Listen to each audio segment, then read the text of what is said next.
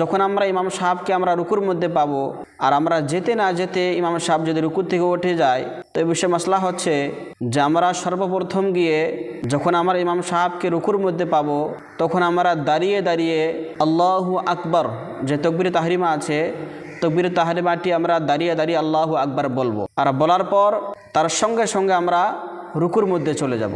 যদি আমরা রুকুর মধ্যে গিয়ে যদি ইমাম সাহেবকে যদি এক তসবিহ বরাবর যদি পাই, সুবহান রব্বিয়াল আযীম এই মিকদার পর্যন্ত, এত সময় পর্যন্ত যদি আমরা ইমাম সাহেবকে রুকুর মধ্যে পাই, তাহলে আমরা সেই রুকু পেয়েছি, আমরা সেই রিকাত পেয়েছি।